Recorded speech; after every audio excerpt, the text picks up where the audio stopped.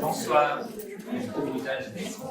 Est-ce que je peux vous demander, juste avant de bien réactiver votre portable, vous dire aussi que la présentation, ça va durer aux alentours de 50 minutes. Et donc, ça va tourner autour de... Je vais vous présenter une collection que j'ai constituée à partir d'objets ayant trait au ventriloque et à la ventriloquie.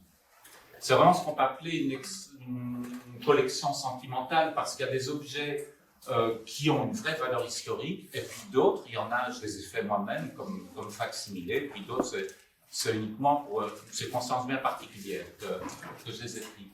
Je ne suis pas un spécialiste des ventriloques. Hein, ça fait 3 ans que je me suis lancé dans cette collection, et ça arrivait vraiment par hasard, hein, le fait que je me sois lancé dans cette collection. C'était il y a un peu plus de 3 ans, on était avec des amis, on était au restaurant, et on parlait politique. Et c'était très animé. Et la toute grande majorité de mes amis, ils étaient pour une démocratie directe. Et moi, j'étais pratiquement le seul à dire, mais moi, je crois en la démocratie représentative. Je disais, pour moi, c'est vraiment important de parvenir à avoir confiance aux autres, en se disant, ben voilà, quelqu'un d'autre peut nous représenter. Et là, mon meilleur ami, il m'a traité de ventriloque. Et il m'a expliqué, il me dit, ben oui, ce sont les ventriloques qui donnent leur voix aux autres. Toi, t'es qu'un ventriloque. Et plutôt que d'être vexé, enfin, parce que voilà, c'était un peu pour me provoquer, je l'ai pris au mot. Et je me suis dit, mais c'est quoi être ventriloque? Et alors là, c'était incroyable. C'est vraiment les portes qui sont ouvertes devant moi, de voir à quel point je me suis rendu compte la ventriloquie intervient dans notre histoire, à la fois histoire religieuse, histoire politique, histoire commune, un peu. Et c'est un petit peu ce fil de notre histoire que j'essaie de retracer par la collection des objets donc, que j'ai chez moi et que je vais vous montrer ce soir. Alors, j'ai commencé par le commencement, Dieu, qui, sur le mont Sinaï, s'adresse à Moïse, qui est en haut, mais le peuple est en bas. Et le peuple entend Dieu. Et ils disent à Dieu, non, non, Dieu, ta voix est beaucoup trop forte. C'est tellement puissant, si tu nous parles encore, on va mourir. Adresse-toi uniquement à Moïse. Bon. Ça, il n'y a pas de problème dans la culture juive pour que le peuple, qui a ce lien tellement fort avec Dieu, puisse s'entendre directement. Pour les chrétiens, ce n'est pas comme ça. Parce que Dieu est au-delà des sens d'un mortel. Donc, un simple mortel ne peut pas entendre directement la voix de Dieu. Et saint Augustin dit que Dieu a parlé au peuple en faisant parler les rivières, le tonnerre, les torrents. Et il explique que Dieu est le premier ventriloque. Rousseau, au XVIIIe, va totalement inverser la proposition. Lui, il va dire, mais non, le principe premier, c'est pas Dieu. Le principe premier, c'est la nature.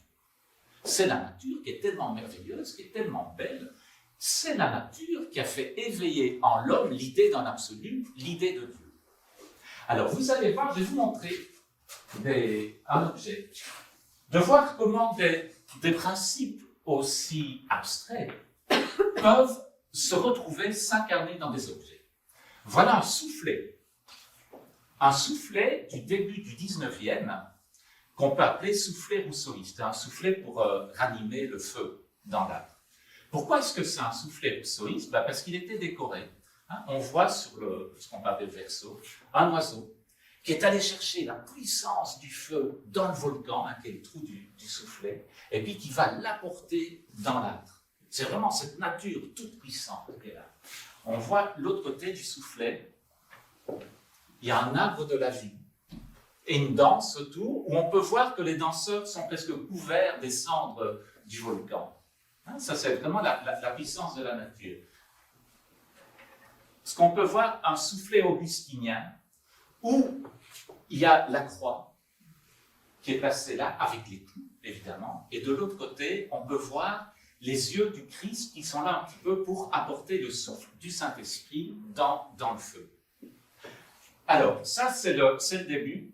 On va revenir plus près de nous avec la démocratie. à Athènes, 6e, 7e siècle, Solon, la Boulée, qui est l'assemblée, le peuple, qui écrit des lois pour le peuple.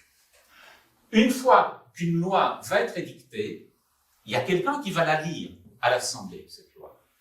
Et ce quelqu'un, donc la loi est écrite sur un rouleau de papyrus, quelqu'un va la lire, et ce quelqu'un, c'est un ventriloque. Parce qu'on ne veut pas que la voix du peuple soit incarnée par la voix d'un seul, et que ce seul personnage puisse se sentir investi de la loi. Et donc c'est un ventriloque qui va faire parler le rouleau lui-même. La voix vient directement du rouleau. De temps en temps, à l'intérieur du rouleau, il y a des yeux qui sont là pour rappeler au lecteur, au ventriloque, que l'autorité vient bien du rouleau et pas de lui. Alors le plus fou, en 2015, je ne sais pas si vous vous souvenez, Alexis Tsipras qui vient au pouvoir en Grèce, j'ai pu retrouver, j'ai acheté ça sur Internet, sur le marché de placard à Athènes, des badges qui reprennent les yeux qui étaient sur les papyrus et qui sont là. Et donc les électeurs avaient ce badge avec l'œil, comme pour dire à Tsipras, on t'a élu, mais on tient l'œil. Au même moment, chez nous, enfin, chez les Celtes, on savait écrire à ce moment-là, mais on n'utilisait pas l'écriture. Et la loi, elle venait directement de la nature. Donc, quand il y avait quelque chose de une décision très importante à prendre dans un clan, on allait dans le bois sacré. Parce que la vérité, la loi allait venir du bois sacré. Quand, par exemple, un clan ne savait pas s'il allait devoir faire la guerre à un autre clan, la décision était prise par les arbres. Ça veut dire que tous les hommes se retrouvaient dans le bois sacré. Ils se mettaient au pied de l'arbre, un des arbres les plus hauts qui était dans le bois sacré. À ce moment-là, les hommes criaient très fort d'un coup, et l'arbre tombait. Alors, ça avait été préparé avant, évidemment. Donc, on avait déjà précisé l'arbre, et puis il y avait un système de cordage, mais l'intention était évidemment que c'était le souffle des hommes qui faisait tomber l'arbre. À ce moment-là, il y avait un druide ventriloque qui venait pour faire parler l'arbre, pour faire parler les cernes de l'arbre. Parce que l'arbre, tout ce qu'il avait à dire, c'était dans les cernes. Toute sa vie était passée, était contenue là-bas. Et donc, ce druide ventriloque, on avait l'arbre couché. Alors évidemment, avec la frondaison, c'était éclairé, puisqu'il y avait un vide, la lumière venait vraiment sur l'arbre, on voyait toutes les cernes. Et le druide, un peu comme le bras d'un tourne-disque, avec son doigt, il passait du cerne le plus large, et il le faisait parler. Et puis, il arrivait au cerne le plus ancien, évidemment, qui était la parole primaire, pour donner la réponse. Est-ce qu'il y aura la guerre ou pas? Oui, non, peut-être. Ça, c'est un jeu de billes norvégien. Toujours maintenant, enfin début XXe siècle, mais bon, c'est venu jusque maintenant. Et on voit que toute cette parole des arbres se retrouve, et c'est ça que j'ai découvert, ça se retrouve très souvent dans les jeux d'enfants, comme si les enfants étaient porteurs aussi de cette parole qu'on peut avoir. Ça, c'est un jeu de billes norvégien. Ça s'appelle le jeu des planètes. Et ça se retrouve, donc c'est un tronc d'arbre, on a gravé dans les cernes, on a fait le sillon. Ça, c'est la bille qui lance, et on a la Lune, donc on doit faire tourner la Lune autour de la Terre, et puis Vénus, Mercure, enfin on prend toutes les... Et une fois qu'on a réussi à faire tourner toutes les billes autour de l'axe du Soleil, on peut prendre le Soleil. Donc c'est tout un jeu. Bon, ça a amené ça, c'était toute une époque, et puis le christianisme est venu ici. Et les druides étaient de moins en moins, avaient de moins en moins l'oreille des princes, puisqu'on écoutait la loi de la chrétienté. Et ces gens ont été complètement éjectés de la communauté. Et pas mal de ces druides ventriloques sont devenus des druides ambulants. Et ils se faisaient un peu d'argent en allant dans les villages et en faisant parler les pierres. Ça, en faisant parler les pierres. Ils avaient des coffres avec des pierres, et c'était des grosses pierres qu'ils avaient dans le coffre. Ils allaient dans le village et on se demandait comment, avec tout ce qu'ils avaient voyagé, ils pouvaient porter des pierres aussi lourdes. En réalité, quand ils allaient, leur coffre était vide, quand ils allaient dans un village, ils allaient près d'un ruisseau chercher les pierres les plus belles, avec les plus belles veines, ils les mettaient dans le coffre, comme s'ils les transportaient depuis des kilomètres. Et ils faisaient parler les veines des pierres. Il y avait un système assez rudimentaire pour quand on faisait parler une pierre, eh bien, on faisait soulever la pierre. Alors, on ne sait pas ce qu'il disait vraiment un ventriloque à ce moment-là, ce ventriloque. Mais seulement, il y a eu encore, jusqu'au milieu du 19e siècle, des jeux d'enfants avec des pierres. C'est un jeu de Colin Maillard, avec un masque qui représente un rocher. Un enfant se met le masque sur la tête, et puis il doit pouvoir reconnaître les autres enfants. Et pendant ce temps-là, eh bien, il y a une chanson. Et c'est une chanson que les enfants vont dire autour. Donc, ils vont lui dire « Pierre sans yeux, qui suis-je bien ?» Et celui qui a le masque dit « Moi, la pierre, c'est tout ou rien.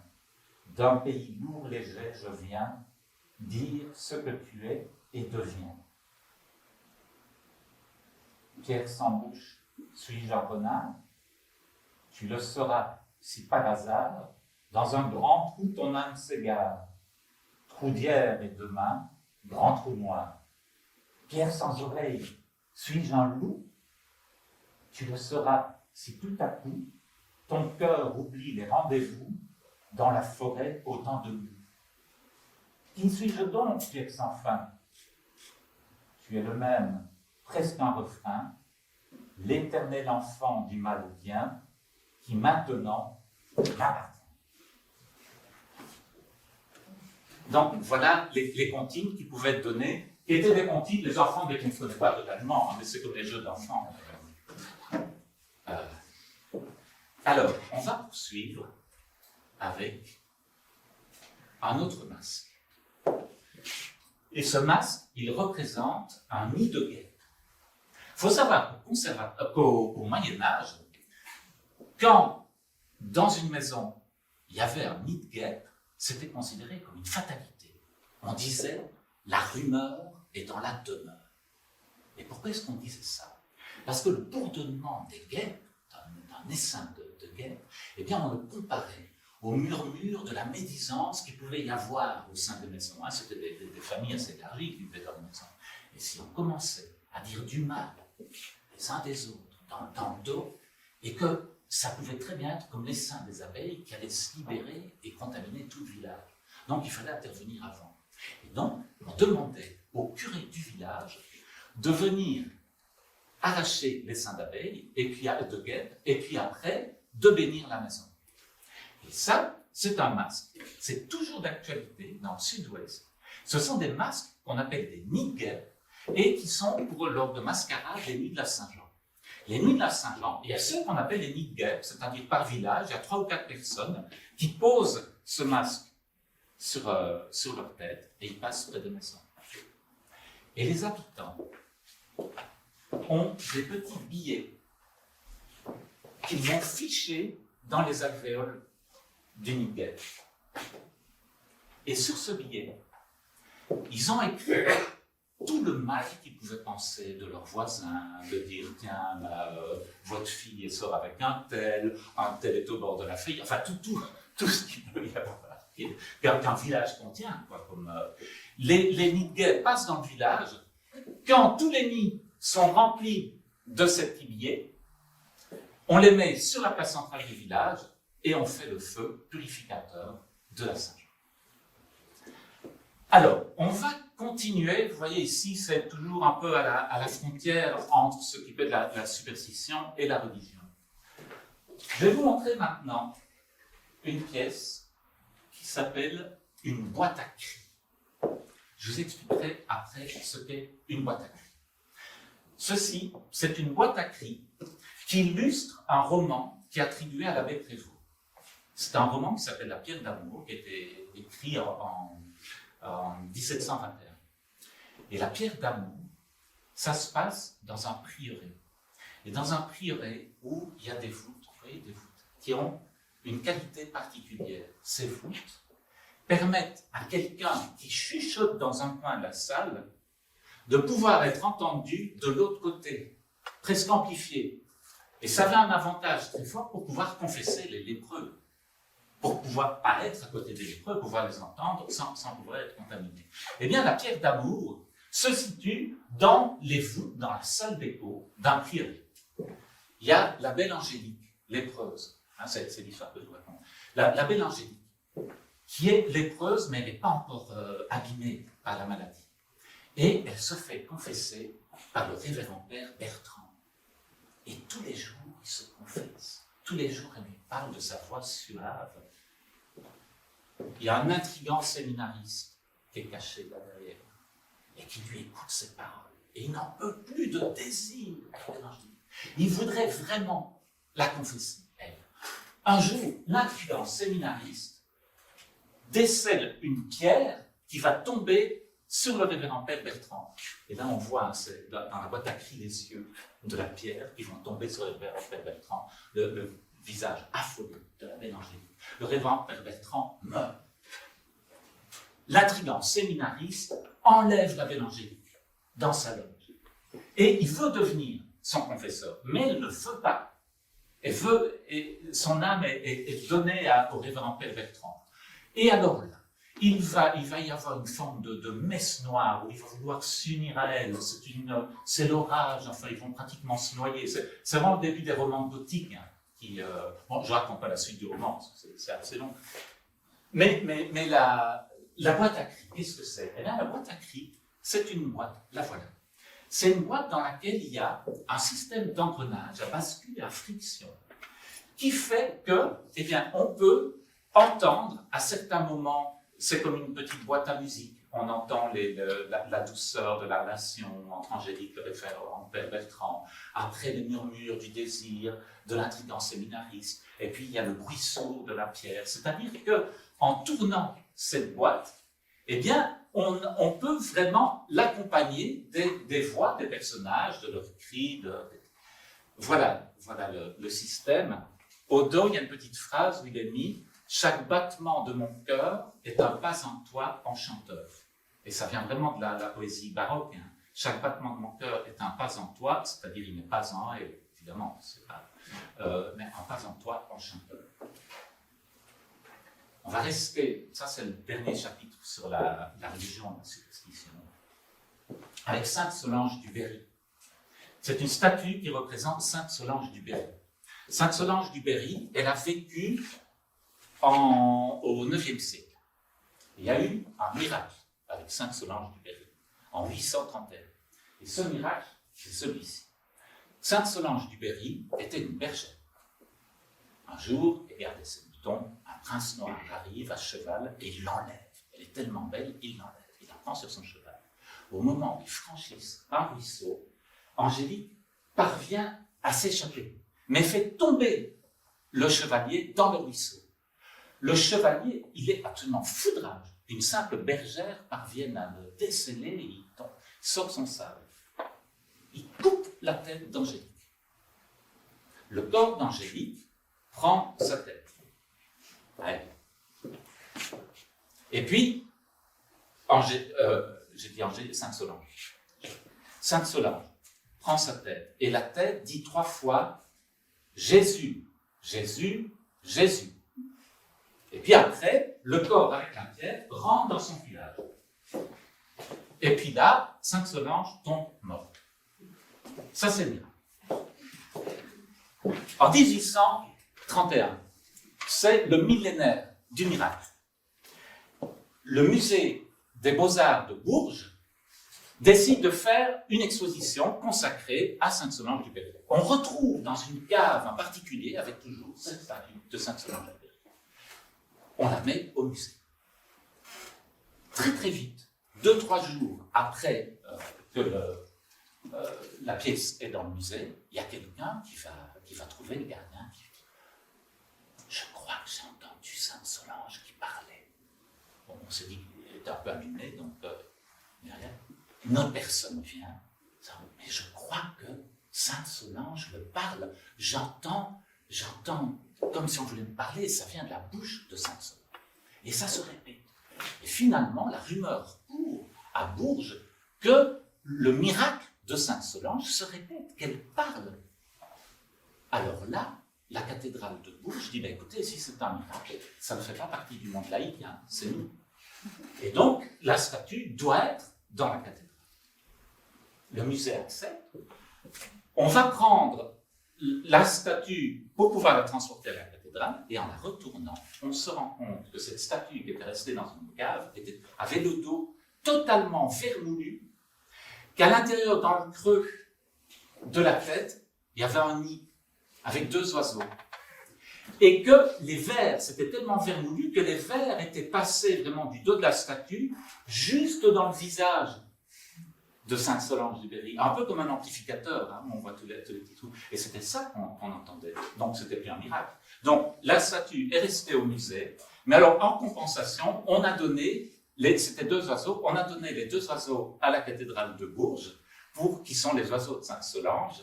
Et toujours maintenant, alors évidemment avec le temps, dès qu'un oiseau meurt, on le remplace. Mais on peut toujours voir les oiseaux de Sainte-Solange du Berry. Alors on va rester avec les oiseaux, mais on va changer de chapitre, on va aller dans les révolutions. Et avec la mère des révolutions, la Révolution française 1789, l'animal fétiche emblème de la Révolution, c'était le geai. Le geai, c'est un oiseau qui prévient des dangers. Son chant parvient à rassembler pratiquement le chant d'autres oiseaux de la forêt. Dès qu'il y a une menace, dès qu'il y a un homme qui vient dans la forêt, eh bien le geai prévient les autres. Mais seulement, même si les animaux sont prévenus par le geai, il y en a qui s'attaquent au geai, d'autres animaux de la forêt.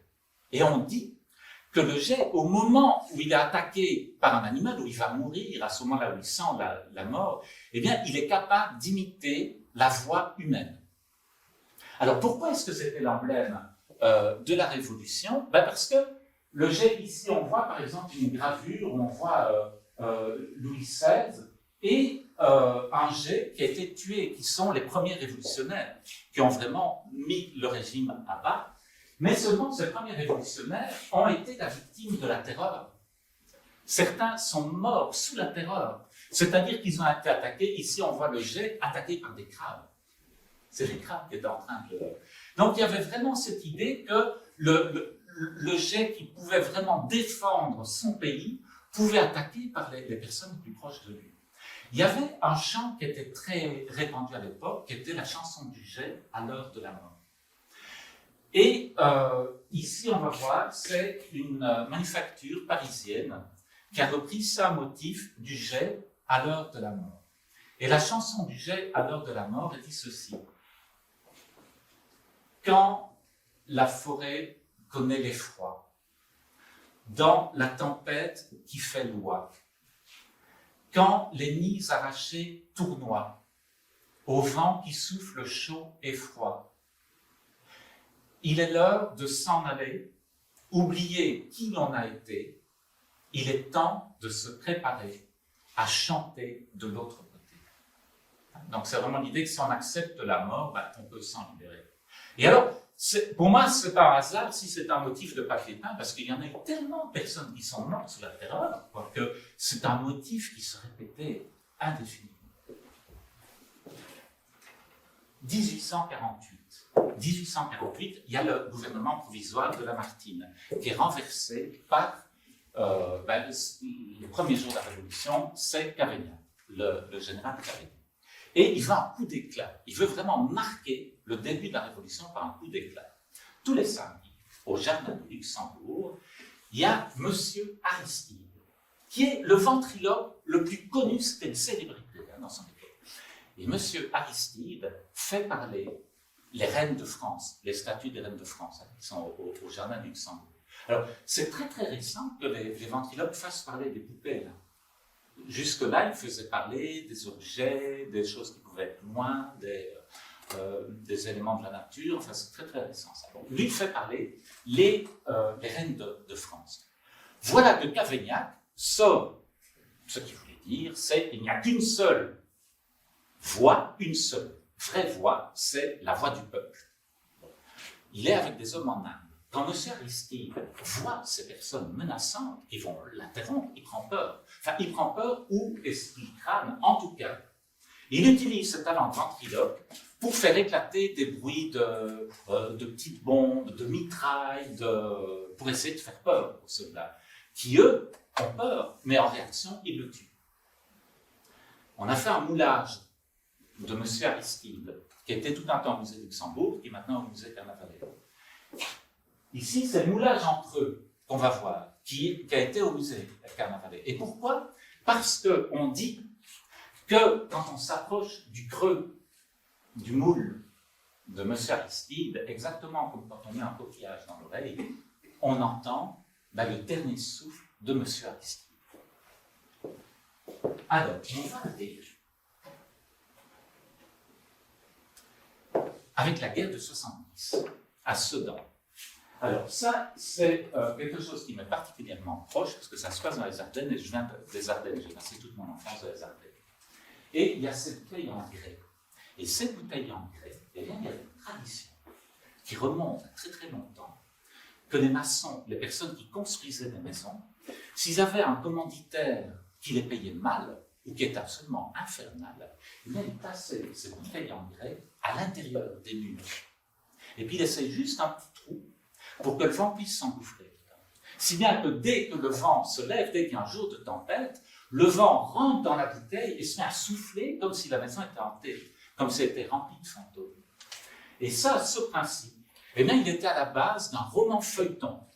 On a vraiment repris cette tradition-là dans un roman feuilleton qui s'appelle La paix des esprits, qui a été écrit en 1903 par Jules Marie et qui est paru dans le Petit Parisien. Et La paix des esprits, je vous l'ai raconté assez brièvement. La paix des esprits, ça se passe à Paris, en 1900. Et il y a un jeune librettiste qui a beaucoup de succès, donc il écrit des textes pour les opéras. Il a beaucoup de succès. Et fort de son prestige, eh bien, il y a la place de directeur de l'opéra qui se libère et lui postule pour être directeur. Un soir, il est chez lui. Quelqu'un en manteau noir frappe à sa porte, il rentre. Et donc, le héros, Ernest Lotiner, lui dit de s'asseoir, l'autre ne veut pas, il reste debout, dans l'ombre, et il lui dit que lui aussi postule pour avoir le poste. Et il dit, vous auriez intérêt à vous retirer. Parce que si vous ne vous retirez pas de la course, eh bien je dirais à tout le monde quelle infâme, mais quel infâme anarchiste était votre père et les conditions sordides dans lesquelles il est mort. Et quand on saura que c'est le fils d'une telle engeance qui postule pour être directeur, vous serez couvert de honte. Et lui, Ernest Lotiner, il ne comprend pas. Il n'a pas connu son père. Son père est parti quand il avait 3 ans. Et il ne comprend pas. On a toujours dit que son père était mort contre les Prussiens à Sedan, qu'il est mort en héros. Il va trouver sa mère. Et sa mère lui dit, ben oui, ton père est bien mort au champ de bataille contre les Prussiens. Il va voir son parrain parce qu'il ne croit pas totalement ça. Et son parrain est un compagnon de régiment du père d'Ernest Lotiner. Il dit, oui, ton père est mort à Sedan, mais voilà, on ne t'a pas dit toute la vérité. Ton père n'est pas mort tué par les Prussiens. Ton père a été fusillé par les siens. Il dit, voilà, alors ton père n'était pas un infâme anarchiste, mais c'était un pacifiste. Et il avait un talent, ton père. Il était ventriloque.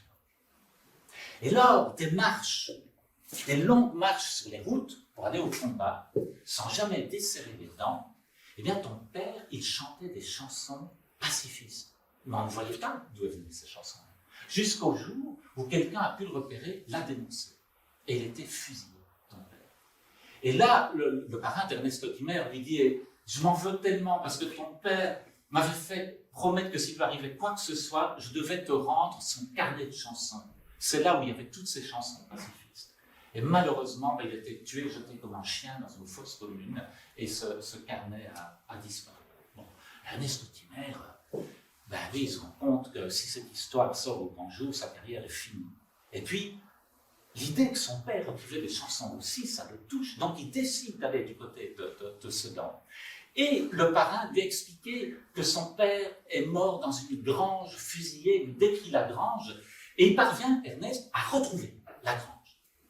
Elle est complètement en ruine, il y a le vent face, enfin, le toit est ouvert. Il va dans le petit village à côté de la grange, il va voir le maire. Et il demande au maire pour acheter la grange.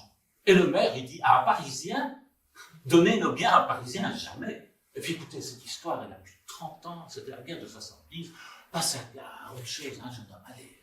Bon, et lui, il ne parvient pas à passer à autre chose. Il dort, à même le sol, la terre, dans la grange.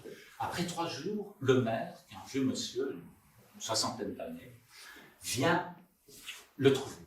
Il dit, écoutez, je vous ai mis à l'épreuve, mais vraiment, votre persévérance efforce le respect. Je vois que vous tenez vraiment à vivre dans cette grange. J'étais maçon quand j'étais jeune, je vais vous aider à construire. Je l'aide à construire. Ernest dort dans la grange. Et dès que le vent se lève, il entend comme un fantôme. Et puis il entend Ernest, Ernest, dans ma veste, dans ma veste. Bon, lui, il ne dort pas. Il erre dans les rues du village, et ça va de mal en pis. Et puis un jour, la grange est pratiquement refaite. Et là, une nuit d'orage, c'est plus fort que jamais. Ernest, dans ma veste, dans ma veste. Et puis à ce moment-là, il y a un éclair qui vient à Ernest. Et puis il voit la tunique de son père, avec une tache de sang.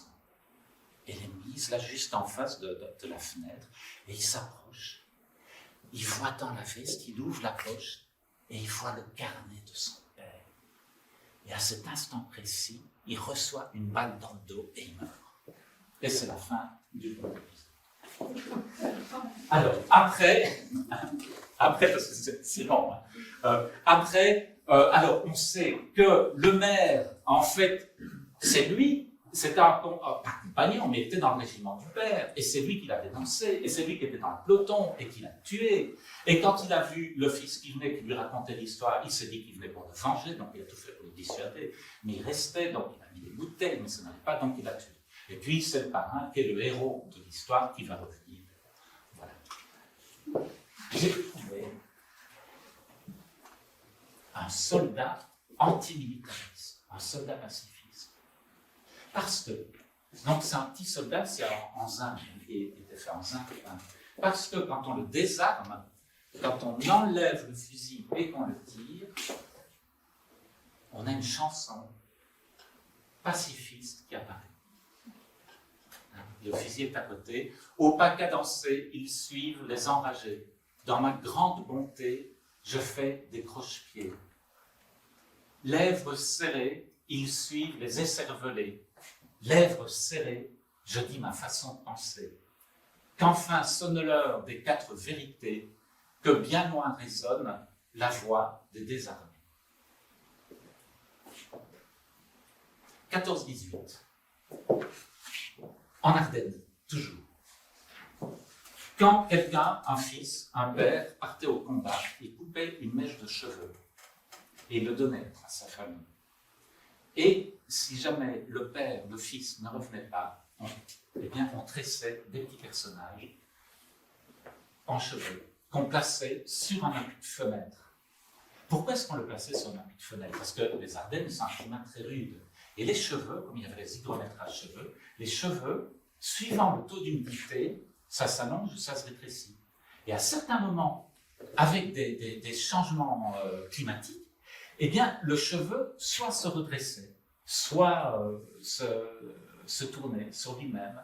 Et à ce moment-là, eh bien, on se disait que c'était le mort qui essayait de parler, et la phrase qu'on avait dite au moment, qu'un des membres de la famille avait pu dire au moment où le personnage en cheveux bougeait, eh bien, devait être une phrase lourde de sens. C'était vraiment une façon de vivre avec les morts. Pendant l'entracte, je vais vous montrer un film d'animation qui a été fait à partir de ces cheveux. C'est un film qui dure 3 minutes, pour ceux qui le veulent. Ça, c'était la guerre de 14-18. Maintenant, on va passer avec l'avènement de la radio, quitter la guerre, mais aller dans le monde des morts, avec le monde de la radio. C'est un paradoxe qui fait que la radio, c'était l'avènement des ventriloques. Et pourtant, on ne les voyait pas. C'est assez étonnant. Mais il y avait comme d'abord un rapport de confiance sur l'autorité de la radio, donc elle ne mentait pas, c'était des vrais ventriloques. Et puis il y avait aussi cette familiarité, cette idée que c'était des voix particulières, les voix de ventriloques et la voix de la radio aussi. Hein, les radios, ça s'appelait des boîtes à chats, les premières radios. Pourquoi des boîtes à chats? Parce que quand on est en deux stations, quand il y a ces grésillements des voix, ça fait vraiment penser au chat un chat qui se bat, ou c'est vraiment cette idée que ça vient du ventre. Hein? Et donc, on voit ici qu'il y a vraiment l'idée, enfin, on voit le chat qui est derrière. Et je vais vous montrer une radio tout à fait moderne, japonaise, où on voit que ça se transmet. On voit la question du chat qui est toujours là. Alors, ici, c'est une affiche qui était pour des séances de spiritisme avec les radios. C'est-à-dire que c'était un ventriloque qui plaçait une radio sur un sol, il y avait le public qui était là, et il passait, il réglait la radio pour qu'elle soit en deux stations, hein, où on entend des voix, mais c'est comme des voix venues d'ailleurs. Et il y avait cette idée que les fantômes de personnes disparues essayaient de communiquer avec des personnes dans l'assistance. Et là, c'était le rôle du ventriloque. Quand vous voyez que quelqu'un réagissait, eh bien, il parvenait à prendre le timbre de voix de ce qu'on entendait à la radio pour faire intervenir la personne, le disparu. Et donc, c'était vraiment de vraies séances de spiritisme. Alors, voilà la dernière pièce de la collection que je vous montre ce soir. C'est une gravure de timbreurs. C'est un timbreur. Les timbreurs, c'était des personnes qui collectaient les voix. Alors, les timbreurs, on les retrouve dans les Alpes. Mais ça peut être Alpes françaises, italiennes, suisses, autrichiennes. C'est vraiment toutes les Alpes. Peut-être que c'est parce que dans la montagne, il y a vraiment cette persistance de la voix avec les... Alors, comment est-ce que ça se passait? Le timbreur venait dans un village. Il avait deux planches et il frappait les planches l'une contre l'autre. « Donnez-moi votre voix, jamais ne se perdra. Donnez-moi votre voix, la rendrez 1000 fois. » Quand quelqu'un faisait appel au timbreur, eh bien, c'était souvent quelqu'un qui était soit très malade, soit très très vieux, et qui voulait laisser des traces de sa voix à ses proches. Alors, comment est-ce que ça se passait? On faisait venir le timbreur. Une personne qui voulait un témoignage de sa voix, un souvenir de sa voix, faisait venir le timbreur. Il se retirait dans une pièce, il se mettait dos à dos, avec une planche au milieu. Et c'est un peu comme des confessions, hein, où la personne parlait, ça résonnait avec le bois, et le timbreur sentait le timbre de voix qui résonnait. Et puis à un moment, quand il en avait entendu assez, un peu comme un sourcier, le timbreur écoutait la planche, et puis la gravait, la planche. Et puis, il l'enduisait d'encre. Et puis après, il passait des feuilles vierges dessus, qui reprenaient eh bien, toutes les vibrations de la voix de la personne. Et donc on passait, la première c'était très ancré, la deuxième un peu moins, et une famille pouvait placer la voix du disparu presque suivant son intensité. Si on voulait qu'il parle fort, enfin que sa voix soit très présente, l'encre était très très fort, et puis si on voulait juste avoir la voix lointaine d'un ancêtre lointain, on mettait vraiment juste quand l'encre était très très légère. Voilà, ça c'est la dernière pièce de la collection. Comme on a pu voir sur ce que je vous ai montré, à travers vraiment des moments très troubles de notre histoire, les ventriloques sont quand même vraiment capables de faire parler un monde qui est quand même assez incertain. Un monde dans lequel nous, on pourrait très bien se sentir de jouets de forces obscures, comme ça. Et les ventriloques, en fait, en ouvrant notre imaginaire comme ils le font, eh bien, ils nous aident à faire face à ce monde qui nous dépasse parfois. Et moi, je suis vraiment très, très reconnaissant aux ventriloques. Parce que c'est vraiment en prenant exemple sur eux que j'ai pu imaginer absolument tous les objets que vous venez de voir et imaginez absolument toutes les histoires que vous venez d'entendre. Mais exactement, hein, comme la voix des ventriloques vient de leur ventre, eh bien ces histoires elles viennent vraiment du plus profond de moi-même. Je vous remercie.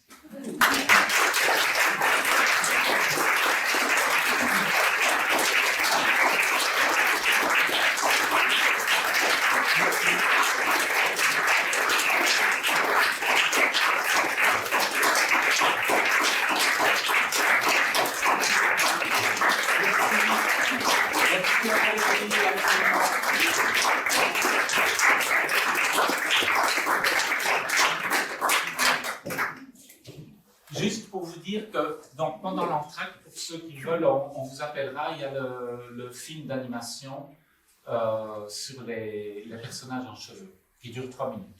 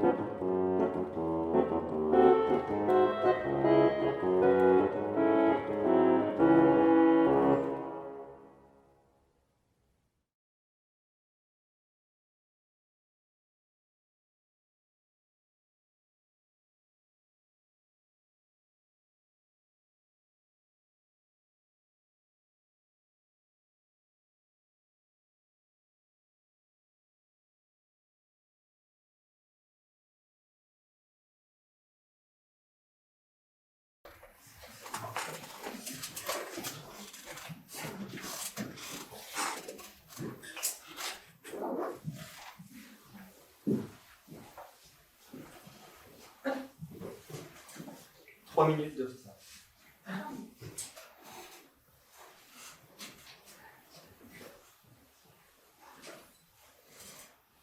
En voyant Al arriver avec 3 minutes de retard, Ol est surpris parce que Al toujours arrive avec au moins 15 minutes de retard.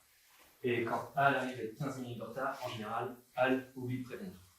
Al envoie un message depuis son téléphone en disant « J'arriverai avec 15 minutes de retard quand l'heure du rendez-vous fixé avec ses amis est dépassée d'au moins déjà 15 minutes. » Alors, ce soir, je lance un chronomètre pour essayer de ne pas trop déborder.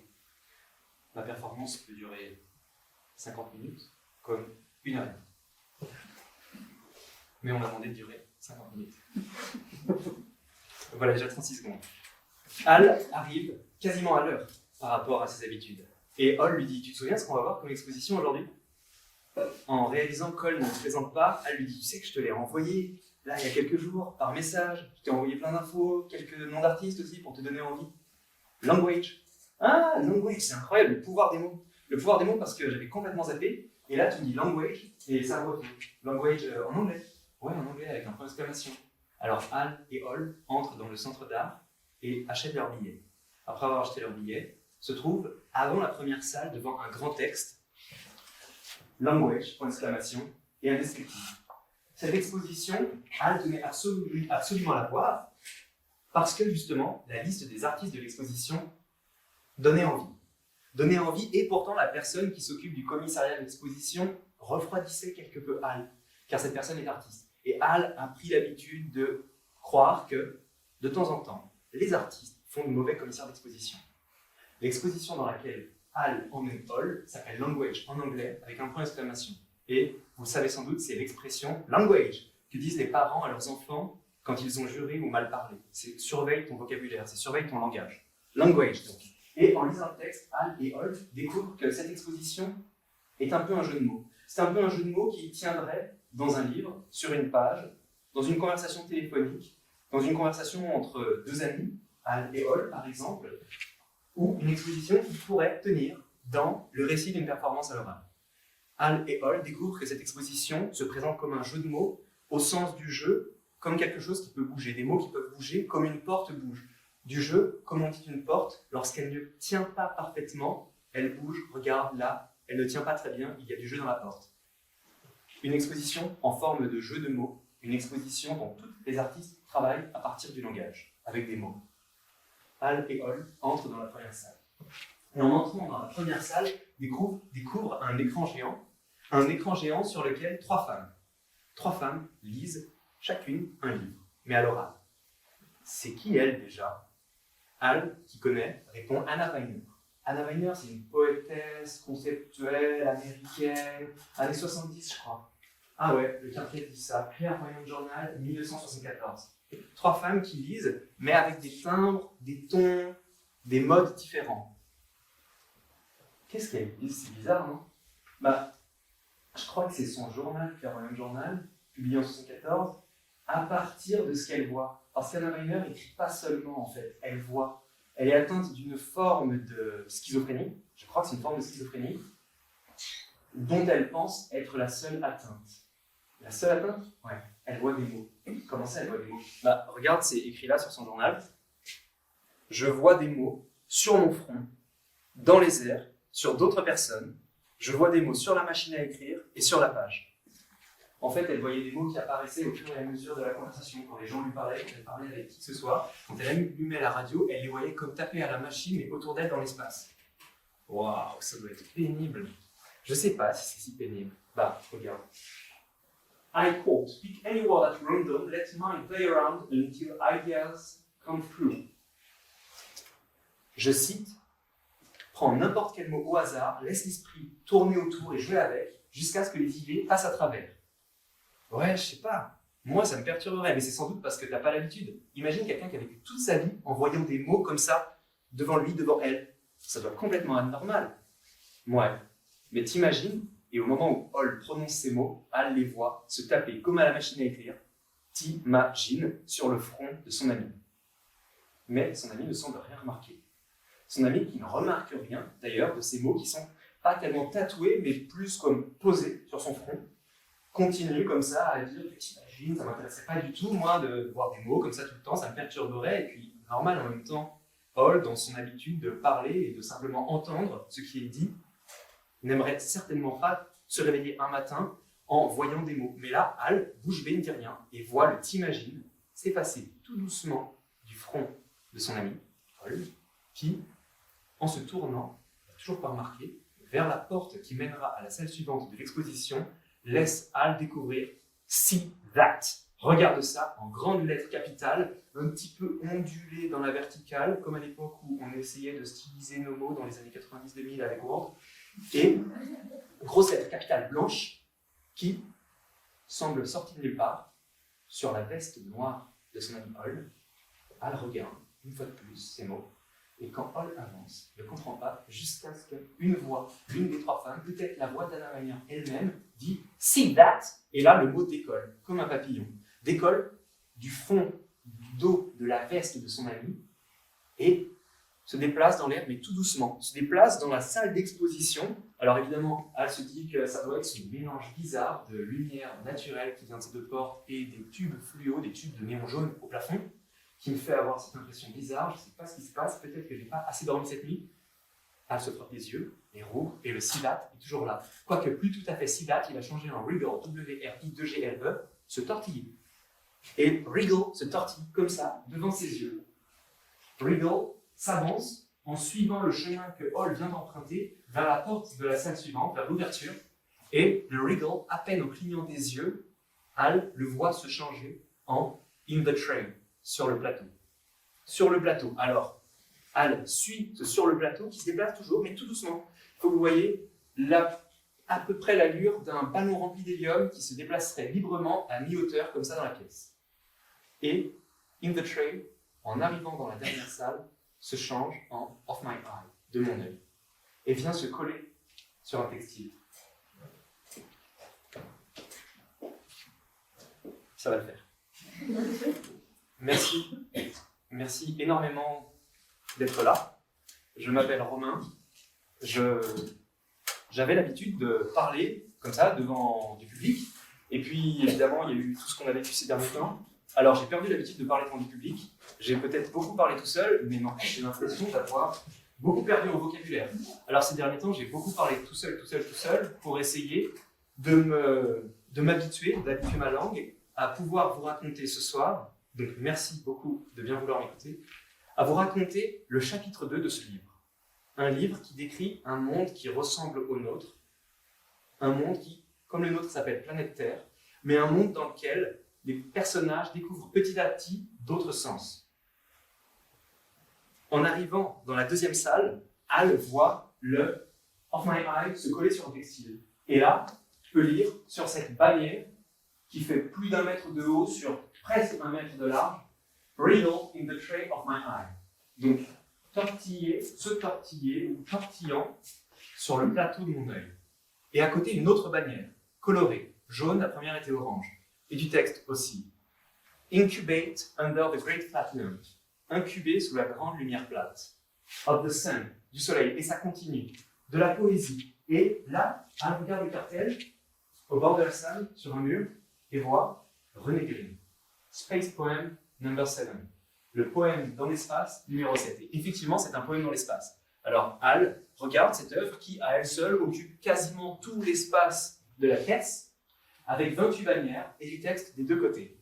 René Green, c'est une artiste américaine qui utilise du langage, mais pas que, et dont le travail est rempli de différentes questions, de différents questionnements, parmi lesquels l'héritage de l'art conceptuel, mais aussi la décolonisation et des questions d'identité, de tradition, de culture au sens large. Ici, ça parle de couleurs, mais surtout, ça parle d'objets. Tout ce texte est inspiré d'un poème, le Space Poem number 7 est inspiré d'un poème qui s'appelle Colors Without Object, donc des couleurs sans objet. Et je trouve cette idée très belle, que des couleurs puissent exister sans objet. C'est un poème d'une poétesse américaine aussi, qui s'appelle May Swenson, et May Swenson écrit ce poème, et René Green, en hommage, lui écrit ce poème-là, le poème dans l'espace numéro 7, qui est réparti, comme ça, phrase par phrase, ou expression par expression, sur les 28 bannières qu'Al découvre et entre lesquelles Al déambule. Alors, Al regarde et invente son propre sens. Parce que dans cette salle, tu peux choisir de lire uniquement un petit morceau de texte, tu peux choisir de tout lire d'un coup, et Al lit très lentement, alors Al se dit j'en lirai la moitié, ce sera déjà pas mal.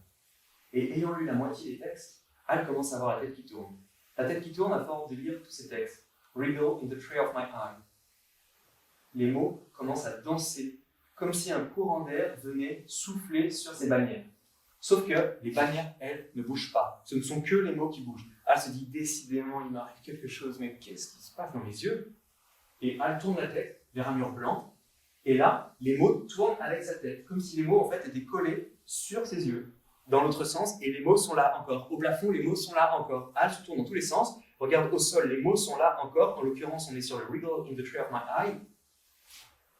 Et là, en regardant à nouveau le textile devant Al, plus rien. Plus rien des poèmes de René Green, mais un mot écrit en grand. Standard. Standard en lettres capitales. Rien à voir avec la typographie du reste. Un standard qui n'a rien à faire là. Standard écrit en blanc sur noir, ou en tout cas dans une teinte claire sur une teinte foncée. Et Al regarde ce standard qui vient d'un tissu qui n'est pas accroché au plafond, mais qui au contraire se poursuit par là-bas. Jusque là-bas, jusque là-bas, jusque là-bas. Al se déplace et en fait le standard se déplace avec Al. Le standard continue jusque dans la salle suivante. Le textile semble venir de derrière la porte. Alors Al continue et lorsqu'Al se retrouve dans l'autre pièce, Al est ébloui. 11h35, on est grave dans les temps. O et L. Donc juste deux lettres. O et L, on les colle et ça fait Ol. Ol, dans leur monde, c'est le prénom de chaque personne qui naît. Et c'est leur pronom aussi. O et L, c'est donc leur prénom et leur pronom à tous, à toutes et à tous les autres. O et L qui est donné à la naissance, mais qui peut se changer en ul, en il, en elle, en ol, en al, en tout ce qu'on veut. En tout ce qu'on veut, et donc Al a choisi Al, Ol a gardé Ol. On a cru au début que ça ne marcherait pas, que c'est n'importe quoi, qu'on ne s'y retrouverait jamais à force d'avoir tous le même pronom et tous le même nom. On a cru et on a dit un peu de tout et un peu de n'importe quoi, mais surtout du n'importe quoi. Et en fait, ça a super bien fonctionné. En quelques semaines, ça a super bien fonctionné. Donc on s'est dit que c'était dommage de ne pas avoir commencé avant. Et puis on s'est dit qu'on pouvait aussi les combiner. O et Al, Ol et Al, Oal. Et à force de les combiner, on s'est demandé comment est-ce qu'avant on avait fait, comment est-ce qu'avant Ols avait fait, comment est-ce qu'avant Oals avait fait pour vivre sans cette richesse de pronoms. Dans ce livre, Planète Terre, les pronoms sont à déchiffrer. Mais en même temps, il faut se faire confiance, car quand on le lit, parfois on a l'impression de ne pas être sûr de la personne dont il est question, et c'est pas très grave, c'est peut-être un livre sans héros, ou alors un livre dont on quitte le héros d'un chapitre à l'autre, ou l'héroïne d'un chapitre à l'autre. Al arrive dans la salle suivante avec son standard et se trouve ébloui. Ébloui parce que, ayant levé les yeux comme ça en l'air, pour relire ce standard sur ce tissu qui est donc tiré à l'horizontale comme un drapeau qui tient, mais sur Al ne sait pas encore quoi, Al lève les yeux vers le ciel et trouve derrière le tissu, derrière standard, un ciel bleu très éclairé et sans aucun nuage. Un ciel qui, dans la tête d'Al, ne rappelle rien d'autre que le ciel du désert. Un ciel du désert et une lumière du désert. Normalement, au sol du sable. Et là, Al se demande ce qu'il fait sous ses pieds, que tout à coup il y a du sable tout autour de lui, ou d'elle, ou d'Al, en l'occurrence. Tout autour d'Al, du sable. Et au loin, là-bas, quelques montagnes. Quelques montagnes, et juste là, en fait, un corps de femme. Un corps de femme qui tient, comme ça, un morceau de bois qui ploie, sans doute à cause du vent dans ce désert, sans doute à cause du vent qui ploie sous le poids du drapeau à l'horizontale avec écrit standard. Et Al réalise que ce standard, en fait, il est peint en lettres blanches sur un tissu rouge, mais rouge foncé ou qui paraît rouge foncé, et pas noir en réalité, simplement parce que le soleil derrière l'éblouit. Alors Al réalise que ce standard lui dit quelque chose. Derrière ce corps de femme, un auvent, avec quelques lignes verticales pour le tenir, un auvent en tôle, une sorte de bâtisse de l'époque de notre modernité, mais en même temps complètement contemporaine, qui a l'air abandonnée, tout en ayant l'air complètement neuve. Al se demande si quelqu'un a seulement déjà mis les pieds ici, à part cette femme qui brandit, qui tient comme elle peut et de toutes ses forces ce panneau standard, ce drapeau, alors qu'il a envie de tomber. Al fait un pas de recul et sort de l'image. En fait, Al est effectivement dans la 3e salle de l'exposition. Mais Al se tient face à une photographie du désert. Une photographie du désert où une artiste, Louise Masson, a décidé de reproduire une image qu'elle avait vue auparavant. Al s'approche du cartel et lit cette fois Louise Masson, 431 miles, 431 miles, une œuvre de 2018. Et Louise Masson, en traversant le désert américain, reproduit une image qui est elle-même devenue un standard de notre culture dans l'art contemporain, une image d'Ed Ruscha. Ed Ruscha, c'est cet artiste américain qui est parti d'Oklahoma, en plein cœur des États-Unis, pour aller faire ses études d'art en Californie, et qui a traversé les États-Unis avec la route 66 dans les années 60. Et il a vu sur la route des stations-service, les gasoline stations. Il les a photographiées, il en a photographié une sur laquelle on lit Standard en grande lettre. Standard Oil, c'était la grande compagnie pétrolière et donc les grandes stations-service aux États-Unis au début du siècle dernier.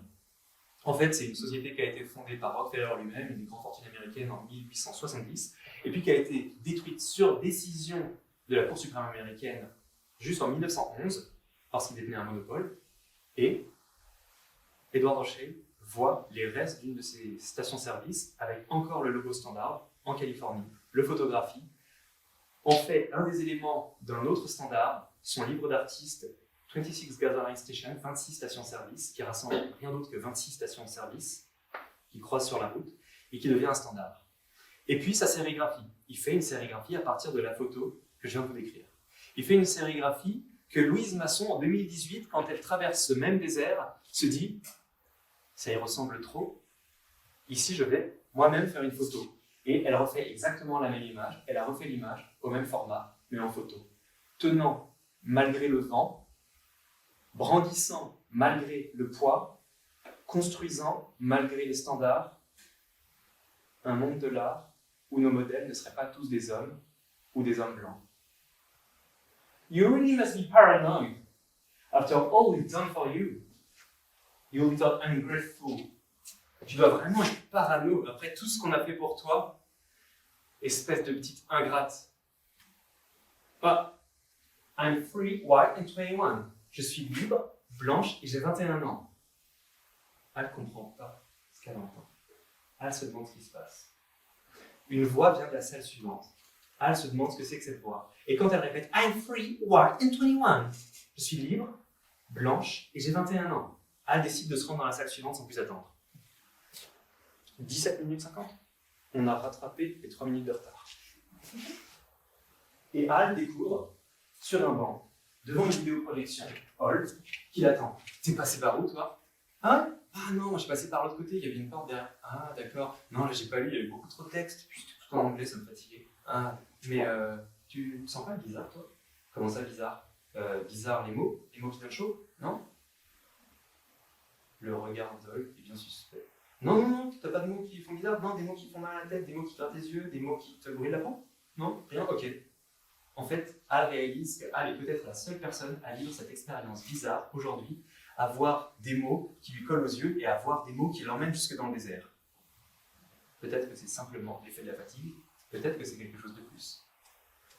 Et c'est quoi cette pièce-là? Elle, c'est Howard Pindell. Et c'est quoi l'autre petit écran derrière? Oh, je ne le regarde même pas, c'est un montage bizarre avec des images d'Hollywood des années 30, mais surtout 40, je crois. En fait, ça s'appelle Rewind and 21, et c'est la phrase que prononcent plein d'actrices, donc blanches, à ce moment-là, dans le cinéma d'Hollywood. Tu sais, c'est la ségrégation encore. Et donc là, I'm free, white and 21, c'est une manière de dire je suis majeur et vacciné.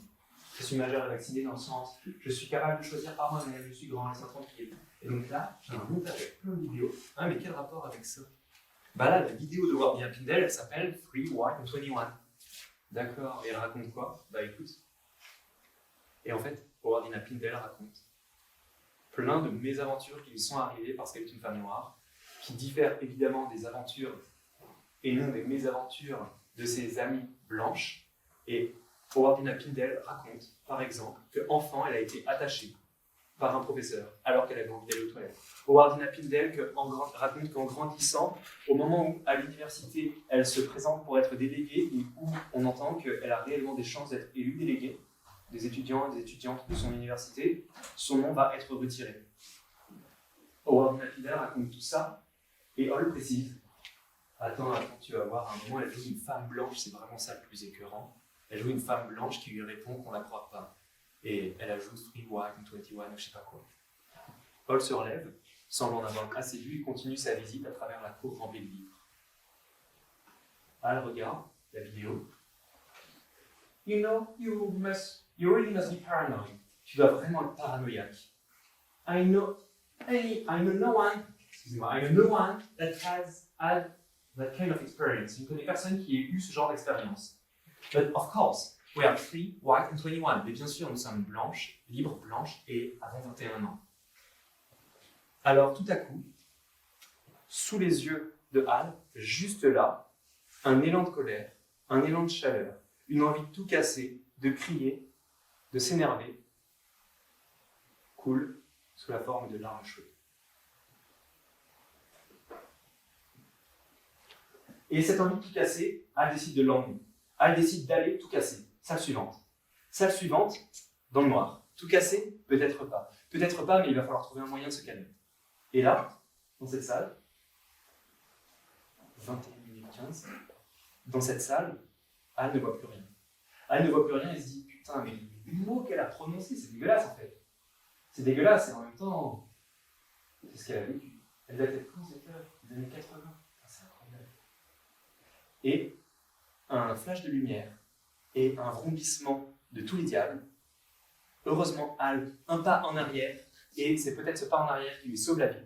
La lumière traverse l'espace, juste là, sans comprendre. Hal, qui se croyait simplement dans le noir, en train de profiter peut-être d'un instant de répit dans la suite de l'exposition, a failli se faire renverser par ça, mais sans savoir ce que ça peut être, qui faisait de la lumière et du bruit. Et puis, un autre flash de lumière qui arrive au loin et qui grandit petit à petit, qui s'approche en fait, qui va moins vite. Et en fait, Hal va pouvoir le lire car c'est du texte mais très très grand, des lettres de plus de 2 mètres de haut. The President backs away. Et puis ça traverse. Le président recule.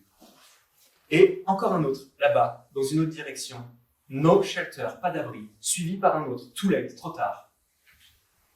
Hal se retrouve au milieu d'une rue new-yorkaise, probablement au milieu de la nuit, dans Manhattan, avec des lettres géantes qui passent, avec l'odeur et le froid de cette rue. En bas de building, Hal lève la tête, mais pas trop longtemps, sinon c'est le risque qu'une autre de ces phrases vienne la percuter. Et là, une phrase qui arrive au ralenti. Students were shot. Des étudiants et des étudiants ont été abattus. Puis, une autre phrase, et celle-là s'arrête. It is guns. Ce sont les armes. Ce sont les armes s'arrêtent juste devant Hal, là. Juste devant Hal, des lettres de 2 mètres de haut, en grands caractères blancs. Et en fait, c'est un camion. C'est un camion sur lequel un écran, ou plutôt sur la tranche duquel un écran de LED affiche ce texte. Les passants dans la rue autour sortent le téléphone portable et photographient It is guns. Ce sont les armes. Se rappelant de son expérience dans le désert il y a quelques instants, Hal, à nouveau, fait un pas de recul, puis un autre. Un dernier, avant d'atteindre le mur qu'il ne faut pas toucher, car il est peint d'une peinture tout à fait particulière, et Hal se retrouve hors de l'image à nouveau. Hal se retrouve non plus au milieu d'une rue américaine, mais au milieu d'une salle plongée dans la pénombre, avec quand même quelques écrans qui sont accrochés ici et là, sur lesquels on voit la documentation vidéo d'une œuvre de Jenny Holzer. Jenny Holzer, en 2018, It is Guns. Peut-être un poème à recomposer soi-même, mais pas tout à fait un poème. Jenny Holzer, c'est cet artiste qui affiche ou met en lumière, présente, projette parfois des textes. Au début, ce sont des truismes. Le sens est une évidence. Et puis, souvent, ce sont des textes qui s'adressent à la personne qui les lit. En tout cas, le plus souvent, ces textes ont l'air de slogans. Et It is guns, ce sont les armes. Jenny Holzer, en 2018, fait circuler des camions dans la rue qui rappellent à son gouvernement que s'il y a toutes ces tueries de masse dans son pays, ce sont les armes. Son gouvernement qui ne fait rien. Alors, Hal, toujours dans cette salle, se dit que quand même, les œuvres d'art faites à partir de mots, c'est pas si facile. C'est pas si facile. Ça fait mal, ça fait pleurer, ça danse dans les yeux. Et puis, c'est révoltant. C'est révoltant de voir que rien ne bouge. En fait, c'est très engageant. C'est très engageant dans le sens où ça demande de l'engagement, mais en même temps, ça te propose de t'engager. Et là, It Is Gut s'en va, continue sa route, le feu est devenu vert, et une autre lumière au loin arrive, le vrombissement à nouveau, et quand cette lumière s'approche, Hal voit les mots, ou plutôt le mot c'est now, maintenant. Alors, pas besoin de sauter en arrière pour l'esquiver, cette fois-ci Hal est décidé, et saute au contraire en avant pour s'y accrocher. Et Hal est emmené avec now, avec maintenant, dans la salle suivante. Hal se dit que c'est beau aussi que le langage parfois peut être un transport. Hal, dans la salle suivante, a quitté sa pénombre totale, mais arrive, cette fois, dans une pénombre relative. Quelques lumières directionnelles éclairent des tableaux noirs, rectangulaires, au mur.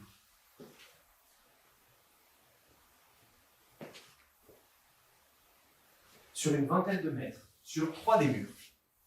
Sur le 4e, rien. Hal s'approche du premier tableau noir et réalise que ce n'est pas tout à fait un tableau, en tout cas, ce n'est pas une toile monochrome noire, peinte en noir, sur un châssis tendu. Non. C'est encadré comme si c'était une toile, mais ça ressemble plutôt à une sorte de panneau de bois avec quelques fissures et puis peut-être quelques traces de bulles qui ont explosé. Ça ressemble à du plâtre, mais c'est pas vraiment du plâtre. Difficile de dire ce que c'est. Hal se décale d'un pas, regarde le suivant et se dit language. Il doit y avoir du texte quelque part, mais je vois pas bien où. Alors regarde derrière Hal, il ne voit rien. Hal regarde à nouveau le deuxième, puis le troisième tableau noir. C'est une belle exposition, non? Et ces mots font sursauter Hal. Une voix juste derrière son oreille, quelqu'un qui lui parle, un corps dans un tailleur tout à fait propre, avec de grandes lunettes rondes. Cette personne, si elle ne travaille pas à la médiation de ce centre d'art, en tout cas, elle fait rudement bien semblant. Et elle s'approche du 4e tableau et elle dit « Et ceci est une belle œuvre d'art. » Se recule et commence pour Hal. En fait, c'est l'abstraction à son apothéose. Une couleur intense, une forme si complexe. Hal se dit, est-ce qu'on parle bien de la même chose? Une couleur intense là où il n'y a que du noir, une forme si complexe là où il n'y a que des rectangles. La forme la plus simple du monde. Et la personne poursuit, comme si Hal ne se posait pas de questions. Et la personne poursuit, c'est l'équilibre, c'est la pureté, c'est bon, c'est net, c'est sobre, c'est naïf, c'est la perfection. Hal réalise que la personne n'a pas tellement l'air de lui parler. En fait, parfois, quelqu'un parle et tu vois que cette personne se parle à elle-même et elle ne te parle pas. Et à ce moment-là, Hal a l'impression que cette personne se parle à elle-même. Comme si cette personne avait besoin qu'elle soit là pour se parler à elle-même devant Hal, comme si sans Hal, cette personne ne pouvait pas parler. Et cette personne continue. Oh, c'est incroyable ce sentiment. Il suffit de le vouloir et je l'ai. L'abstraction. L'abstraction résumée en une œuvre si parfaite. La personne s'éloigne vers l'autre mur, elle continue à parler toute seule vers d'autres tableaux, d'autres rectangles noirs. Et Hal profite de ce moment d'inattention de cette personne qui continue à déblatérer pour s'éloigner. La personne continue à parler. Et voit que, ici, au début de la ligne, un cartel est éclairé. Et Hal le lit. Et Hal découvre que ces panneaux rectangulaires noirs, ce sont les plaster surrogates, les plaster surrogates, qui parle anglais, les substituts de plâtre, merci, les substituts de plâtre d'Alan McCollum. Et les substituts de plâtre sont en fait le support de l'œuvre que vient de vivre Hal. Hal poursuit sa lecture et découvre que, en fait, le discours prononcé est un discours ready-made, entendu et repris tel quel par Andrea Fraser, artiste américaine elle aussi, et la personne récite de tête tout un discours sur l'abstraction en reprenant les mots de commissaire, d'historien de l'art et de galeriste. Hall réalise que, effectivement, cette tête lui disait quelque chose. Hall a déjà vu des photos d'Andrea Fraser, communiant, parler, comme ça, dans les années 90. L'œuvre date de 1991. C'est incroyable, Andrea Fraser, elle n'a pas changé. Et puis, Hall arrive, mais par l'autre salle, par la salle suivante, par l'autre porte. Tu aimes bien cette pièce là? J'ai pas compris le rapport avec le langage. Bah, c'est la personne qui parle là qui fait le langage en fait, je pense. La personne qui parle. Ouais, la personne qui fait la médiation. Ouais, les personnes. Mais viens voir la suivante, c'est incroyable. 2 secondes, je termine de. J'arrive. Elle termine de lire le texte, et puis suit Hall vers la salle suivante. En se dirigeant vers la salle suivante, elle réalise ne plus rien entendre. La personne s'est arrêtée. Elle va voir. La personne a disparu. Pourtant, l'autre issue n'a pas quitté son champ de vision. La personne s'est comme volatilisée. Peut-être n'y a-t-il jamais eu personne dans cette pièce. Et Hall se dit que ce serait beau quand même, une œuvre d'art qui arrive à te faire entendre des voix dans ta tête. Et en même temps, après tout ce qu'elle vient de vivre, avec tous ces mots qu'il a fallu esquiver ou sur lesquels on a pu s'accrocher, tous ces mots qui ont déchiré le cœur d'Hall, et puis tous ces mots qui sont collés sur sa rétine, tous ces mots qui sont collés sur son ami, et sur le front de son ami aussi, avant de s'envoler, tous ces mots qui dansaient et se tortillaient. Peut-être qu'une œuvre qui lui fait entendre des mots, c'est pas la pire chose qui lui soit arrivée aujourd'hui. Hall poursuit, donc, et en arrivant un petit peu loin, entend la voix qui reprend. C'est ça la perfection. Tu le veux et tu l'as. C'est trop risqué que de faire 3 pas en arrière et d'aller voir s'il n'y a toujours personne. Parce qu'il n'y a toujours personne, c'est sûr qu'Hall entend des voix dans sa tête et Hall préfère simplement garder pour Hall la possibilité de ne pas être tenu complètement fou ou folle. Hall arrive dans la salle suivante et elle fait mal aux yeux. Elle fait mal aux yeux et c'est bizarre parce que Hall a dû la traverser à toute vitesse. Elle est vide.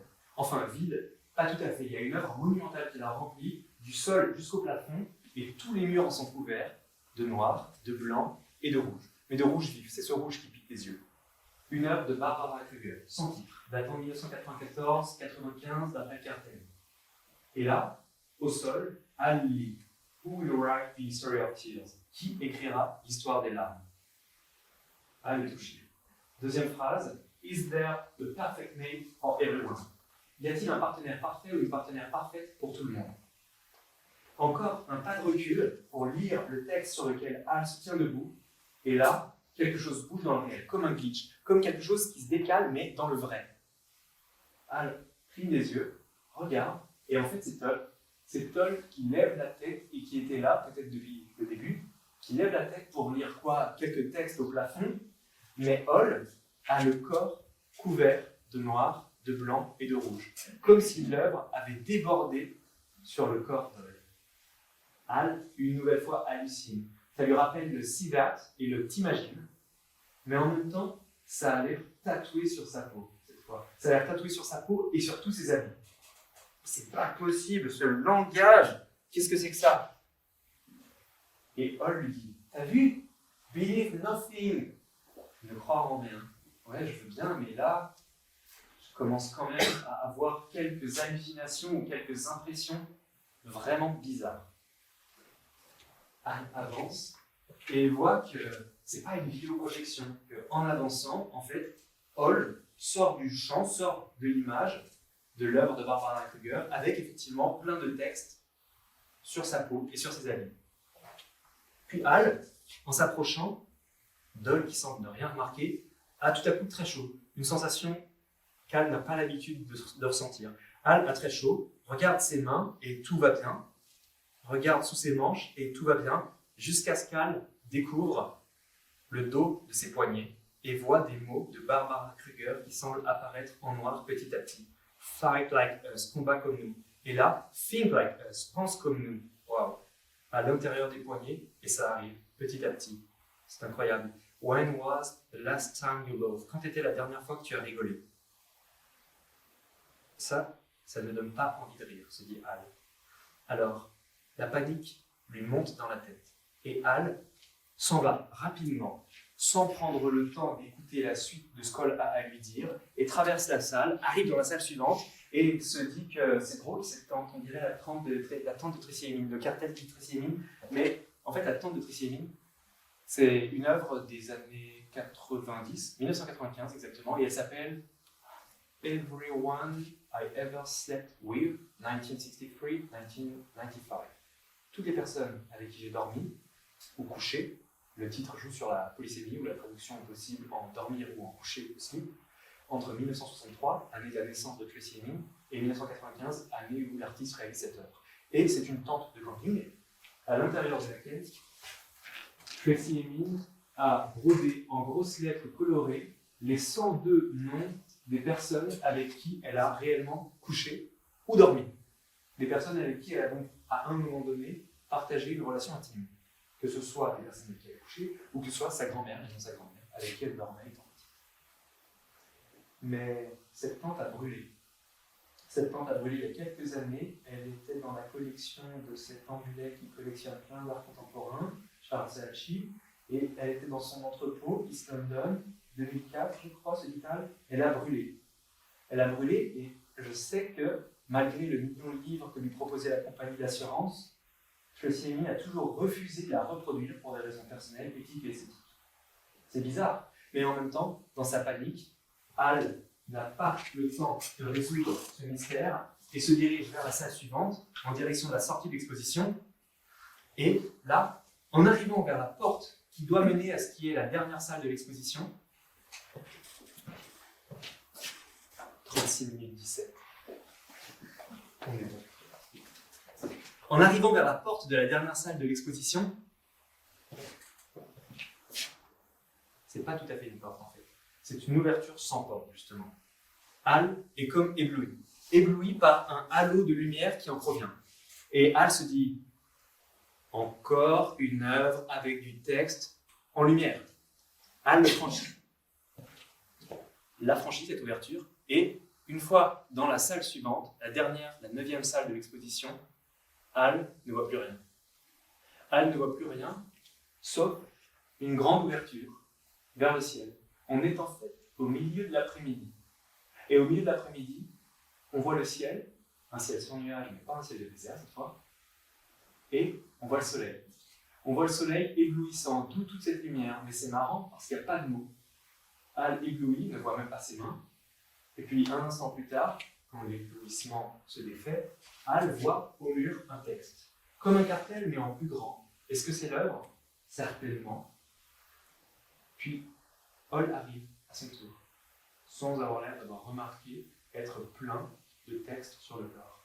Et dit, t'as compris cette œuvre? Je suis passé par là tout à l'heure, j'ai vraiment rien compris. Bah, c'est écrit, non? Lucie Lippard regarde le ciel en mars 1969. Ouais, mais qu'est-ce que ça veut dire? Et tu te rappelles, toi, que c'était ouvert ici? Ah non, je pense qu'ils ont ouvert le plafond, mais normalement, il y a un toit, un truc en dur sur nos têtes. Je pense que c'est pour ça qu'ils ont ouvert le plafond. Donc, il y a un portier avec Lucie Lippard. Ah, c'est l'histoire, tu sais, les streetworks. En fait, en 1969, Lucie Lippard participe à un festival de performance, pas une soirée, un festival de performance qui dure sur plusieurs jours, où il y a différentes actions qui sont réalisées, mais dans les rues.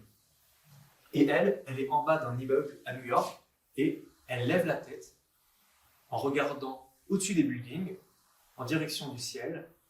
Elle lève la tête en espérant que d'autres personnes, en se demandant ce qu'elle regarde, l'imitent et avec elle fassent ce même geste.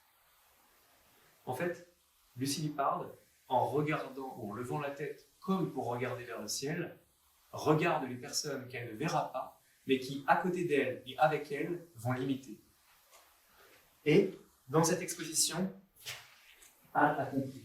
Cette ouverture vers le ciel, cet éblouissement d'abord, en fait, est une invitation à, plus d'un demi-siècle plus tard, l'imiter et la rejoindre. Avec Lucie Lippard, Hall regarde en direction du ciel. Hall, déçu, c'est pas un peu divin, enfin ce truc du ciel. Mais non, justement, c'est un moyen de se réapproprier le ciel, pour en faire autre chose qu'un lieu pour les dieux ou les milliardaires en fusée. Ah, ouais, moi je l'ai pas vu comme ça. J'ai pas aimé. Mais en même temps, j'ai pas compris. Enfin, c'est bien que t'aies ta version, mais moi j'ai pas vraiment compris cette œuvre. Bon, je t'attends à la sortie. Hall s'en va. Al regarde encore un petit peu le ciel et se sent aller mieux. Regarde ses mains et voit que le texte de Barbara Kruger a disparu. Regarde Hall qui sort dans le jardin en direction du hall et de l'entrée et de la sortie et voit que le texte a disparu également. Alors Al se dit que c'est beau de ne pas avoir compris une œuvre, ou plutôt d'avoir le sentiment de ne pas l'avoir saisie, et pourtant d'avoir profité de cet éblouissement pour être comme lavé de tout ce langage qui venait de s'imprimer sur son corps. De l'histoire des larmes qu'Hall portait encore il y a un instant sur la poitrine. Alors, Al va rejoindre son ami, traverse la dernière porte, passe le jardin, repasse devant le hall d'entrée, arrive à l'endroit où il y a quelques tables, après la librairie, avant le bar, quelques tables et quelques bancs pour s'asseoir. Et les deux amis se disent que c'est une belle exposition, mais Al garde pour Al le fait que les mots lui ont fait tourner la tête et que c'était comme une drôle de sensation, mais quelque chose de très réel. Des mots auxquels on peut s'accrocher, des mots sur lesquels on peut sauter et des mots avec lesquels on peut fabriquer ou au contraire, on n'a pas du tout envie de fabriquer telle ou telle version du monde. Et puis, juste à côté, mais assez, une femme assise, il n'y a personne d'autre, mais une femme qui crie assez et qui crie « Fini de leur lécher les bottes, fini les impostures, fini toutes ces postures, fini la simulation. L'art noir doit prendre plus de risques. Assez !» Et elle se lève. Elle se lève et quand elle se lève, Al et Hall remarquent sa robe blanche dans un matériau bizarre, comme des gants, mais blancs. Et puis ce ruban qui traverse là le haut de son corps, comme les rubans que portent les candidats et les candidates au concours de beauté. Et dessus c'est écrit « Mademoiselle bourgeoise noire ». Et là, Al réalise. Elle fait un clin d'œil et s'en va par la première salle de l'exposition. C'est Lorraine O'Grady. Hall de répondre. Évidemment que non. Elle a 90 ans, je pense, aujourd'hui. C'était les années 80, son travail, non? Et peut-être que ça a commencé avant. Non, c'est pas possible, elle a 90 ans. Non, mais c'est elle, je te jure. J'ai mis du temps à la reconnaître, mais je suis sûr que c'était Lorraine O'Grady. Je suis d'accord qu'elle lui ressemble, mais écoute. Ah bah regarde, j'ai la liste des artistes de l'exposition. Elle n'est pas dedans. Se moquant du papier en question, Al est convaincu d'avoir vu et entendu Lorraine O'Grady interpréter son personnage, le personnage de ses performances qui criait ses revendications dans les vernissages et dans les expositions durant les années 80. Et c'était Lorraine O'Grady qui vient d'entrer dans l'exposition. Al réalise, après avoir traversé toute cette exposition faite de mots, de textes et de language, que peut-être que Al n'a pas vu ou entendu, mais qu'à travers toutes ces impressions bizarres, à travers tous ces sentiments et toutes ces sensations, Al a fait l'expérience de Lorraine O'Grady. Et Al se dit que c'est pas mal d'en avoir fait le langage, d'en avoir fait l'expérience à travers ce langage. Après avoir vu toute cette exposition, Al réalise que c'est beau les mots, parce que même si ça peut faire mal, même si ça peut donner honte, même si ça fait peur, ça nous invite à déconstruire, à reconstruire, à repenser, mais le plus précieux, je viens de le dire, à reconstruire notre monde à partir de nos mots. Décidément. Et décidément, c'est le dernier mot de ce chapitre 2 de Planète Terre. On en est à 43 minutes 27. J'aurais pu vous garder plus longtemps et donner plus de détails sur ma vie personnelle. Quel regret. Décidément, c'est le dernier mot du chapitre 2, mais ce n'est pas le dernier mot de Planète Terre. Planète Terre, c'est un livre que j'ai lu, je vous l'assure, mais c'est un livre que personne d'autre n'a jamais lu. Et c'est un livre que chapitre après chapitre, je vous raconterai. Le chapitre 3 une prochaine fois, un autre jour. Merci.